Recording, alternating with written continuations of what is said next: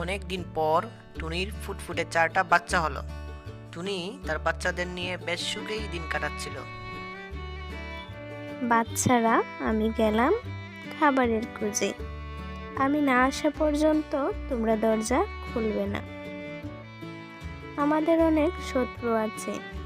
আমি এসে দরজায় যখন ডাক দিব এবং একটি গোপন নাম্বার বলবো, এই নাম্বার শুনলে তোমরা দরজা খুলবে। নাম্বারটি হলো 1 2 3 4।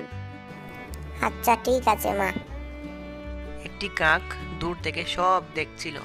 সে টুনি চলে যাওয়ার পর টুনির দরজায় গিয়ে টুনির মতো করে ডাক দিল। বাচ্চারা, দরজা খুলো, আমি তোমাদের মা এসেছি। তাইলে পাসওয়ার্ড বলো।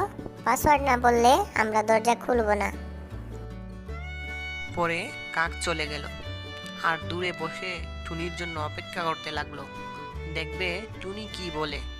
সন্ধ্যায় টুনি বাসায় এলো।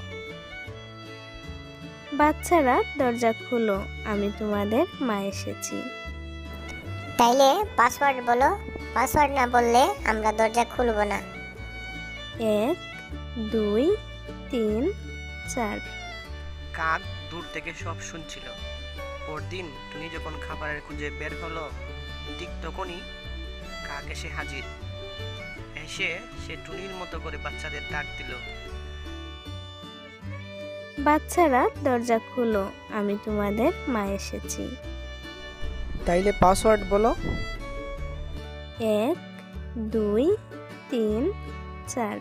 তারপর টুনির বাচ্চারা দরজা খুলে দিল। দরজা খুলতেই কাক দ্রুত বাসার ভিতর ঢুকে গেল।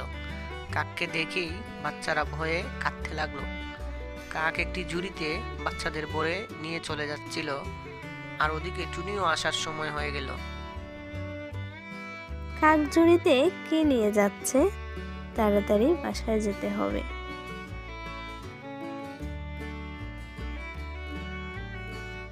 টুনি বাসায় ফিরে দেখলো একটি বাচ্চাও বাসায় নেই।